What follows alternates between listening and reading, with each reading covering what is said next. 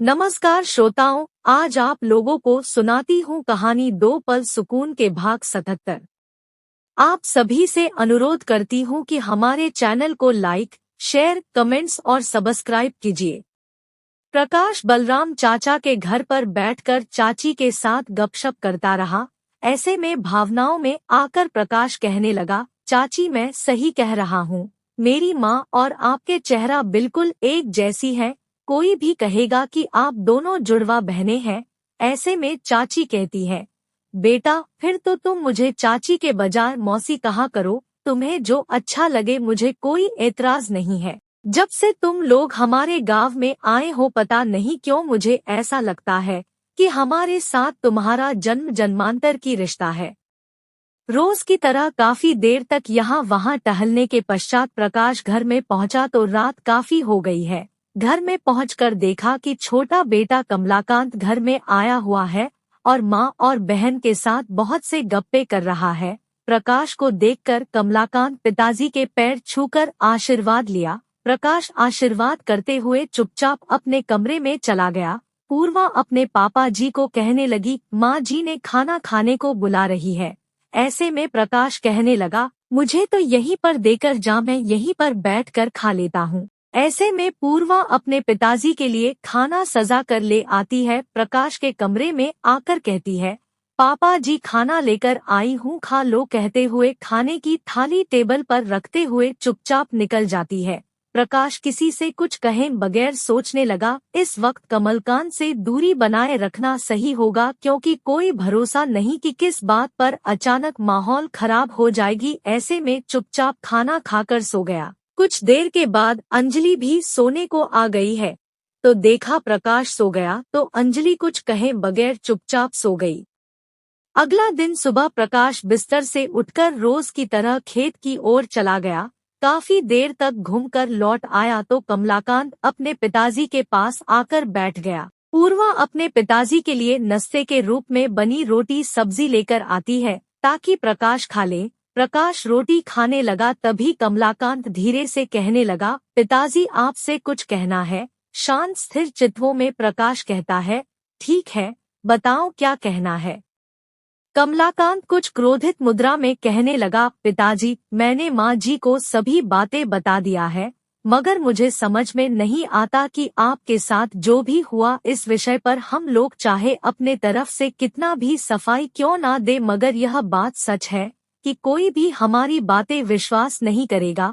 आप लोग शहर छोड़कर गांव में चले आए, इससे तो लोगों में और ज्यादा संदेह घिर गई है। अब हम लोगों के उभरती हुई जीवन की शुरुआत है, मगर आपके कारण हमें भी अपने अपने माहौल में सिर नीचा करके चलने होंगे। ऊपर से आप लोग शहर को छोड़कर यहाँ गांव में रहने को आ गए। यह कोई रहने की जगह है क्या? हम लोग यहाँ आकर आपके साथ रहना चाहेंगे भी तो कैसे रहेंगे? हम तीनों भाई आज ऐसे मुकाम पर हैं जहाँ पर हमें भी अपने स्टेटस मेंटेन करने की जरूरत है। ऐसे में हमें भी किसी को कहने पर शर्मिंदा होना पड़ेगा कि हम लोग इस हालत में गांव में रहते हैं। प्रकाश कुछ कहे बगैर अपने नाश्ता करने में मगन रहा, मगर कमलाकांत कहते रहा, आप लोगों के गलत सिद्धांत के कारण ही हम सभी को अपने लोगों से मुंह छुपाना पड़ रहा है। इतने में अंजलि भी वहां पर आ गई और अपने बेटे कमलाकांत के बातों के साथ अपनी बातें जोड़ते हुए प्रकाश को कहने लगी, मैंने बार बार कहती रही कि शहर के मकान को मत छोड़ो, उसे मत बेचो, मगर तुमने मेरी एक ना सुना। यहाँ गांव में हमें कितना मुश्किल होती है। मैंने जन्म से कभी गांव में रही नहीं, यहाँ के रहन सहन बाप रे बाप इतना कठिन है। मुझे तो पहले ही संदेह हो रही थी। पानी के लिए नलकी के बजाय हमें ट्यूबवेल से पानी निकालनी पड़ती है। ऊपर से बरसात में चारों ओर पानी और कीचड़ भर जाती है। बिल्कुल नरक जैसे हालत होती है, जो मुझे पता नहीं था। माँ बेटे ने मिलकर प्रकाश को बहुत से अनाप शनाप बातें सुनाने रहे। पूर्वा चुपचाप रहकर उन सभी के बातों को सुनती रही। प्रकाश चुपचाप बैठकर अपना रोटी खाने के पश्चात केवल इतना ही कहा, मैंने किसी से जबरदस्ती नहीं की। अगर किसी को यहाँ रहने को अच्छा नहीं लग रही है तो वह जहाँ पर मर्जी जा सकता। मैंने किसी के पैरों में बेरिया डालकर नहीं रखा है। जहाँ मर्जी रहो, किसने मना किया। किसी के स्वतंत्रता पर कोई पाबंदी नहीं है, सभी को अपने अभिव्यक्ति के स्वतंत्रता मिली हुई है। ऐसे में किसी के स्वतंत्रता पर पाबंदी डालने की मुझे कोई इरादा नहीं है, कहते हुए प्रकाश फिर से घर से निकाल गया। मगर अंजलि और उसके बेटे का उन्मादी बातें बंद नहीं हुआ। दोनों मिलकर प्रकाश को लेकर बहुत से टीका टिप्पणी करते रहे, जो पूर्वा को अच्छा तो नहीं लग रही है, मगर किसी से कुछ कह भी नहीं सकती और सोचने लगी, मैं भला अब किसी से क्या कहूँ। मुझे लगता है कि इस तरह से पापा जी को कहना सही नहीं है। तभी जोर जोर के आवाज के कारण कुछ देर बाद वहां रुक्मणी देवी पहुंच गई और कहने लगी, बेटा, बीते हुए दिनों को वापस लाना कभी संभव नहीं होता, मगर बीते दिनों के बुरा भला को लेकर जरूरत से ज्यादा बहसबाजी करने से भला क्या लाभ होंगे। तुम लोग समझदार हो, दिन रात कलह करने की प्रयास में रहते हो। हम लोग यहाँ पर नए जरूर हैं, मगर धरती से जुड़े नए तो नहीं है। हम लोग आसमान से तो नहीं टपके हैं। इस धरती पर रहते हुए यहाँ के हवा पानी में पले बढ़े हुए हैं, मगर ऐसा तो नहीं है कि हम लोग स्वर्ग रूपी शहर में रहते थे। वहाँ पर हमारे लिए रास्ते पर कौन से मखमल के चादरें बिछाकर रखे थे, और जहाँ तक पानी की व्यवस्था की बात है, समय के साथ साथ अपने घर पर नलकी की व्यवस्था भी हो जाएंगे। सभी जगह पर एक जैसी सुविधाएं हो ऐसा भी नहीं हो सकता। कुछ सुविधाएं होंगे तो कुछ असुविधाएं भी रहेंगे, मगर हम लोग आपस में लड़ाई करते हुए यहाँ के लोगों को अपनी परिचय खुलकर क्यों बताएं। साथ में यह लोग यह भी सोचेंगे कि देखो यह लोग कितने खराब है, ताकि हमेशा झगड़ा फसाद में लगे रहते हैं और बात बात पर हम सभी लोग प्रकाश को खड़ी खोटी सुनाते रहते हैं।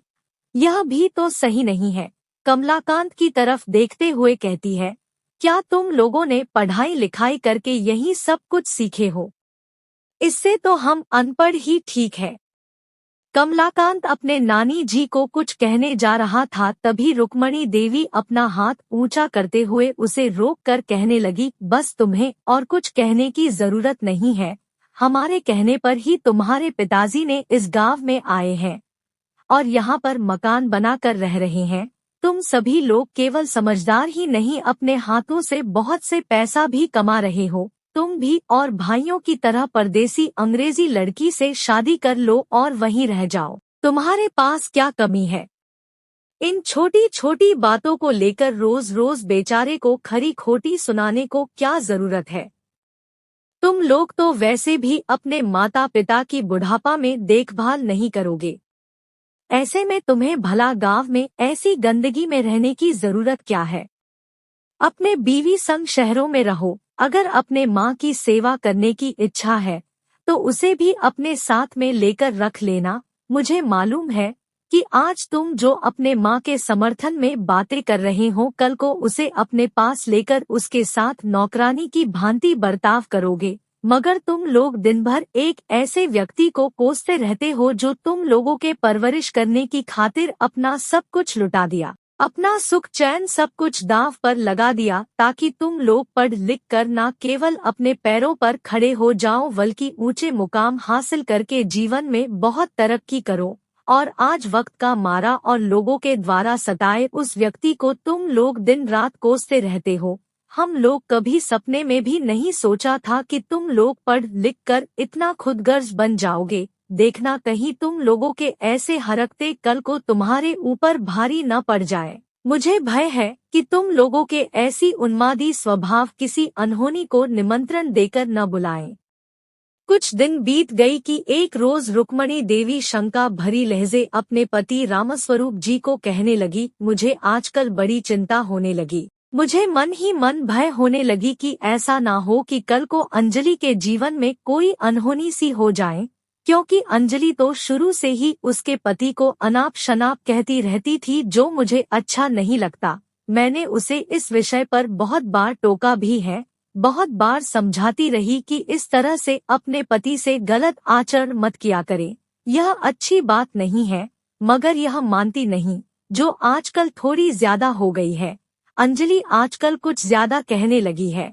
जब से उसके जीवन में हादसा हो गई है, तब से हमेशा कुछ ना कुछ कहती रहती है। जब मन में जो चाहे खरी खोटी सुनती रहती है। बेचारा दामाद जी ने कभी कुछ कहे बगैर चुपचाप रहता है। एक तो बेचारे के साथ ऐसे ही धोखाधड़ी हुई है। गलत इल्जाम लगा कर न केवल उसे अपमानित किया, उसके ईमानदारी पर प्रश्न चिन्ह लगा दिया, जिस कारण वह खुद ही भीतर भीतर परेशान रहता है। ऊपर से उसके माता पिता गुजर गए, यहाँ आकर प्रतिकूल परिवेश में रह रहा है, जिसके बारे में पहले कभी सोचा भी नहीं था, जो कि सभी के समझदारी से तथा सभी के सहमति होने पर ही हम सभी लोग यहाँ पर आए हैं।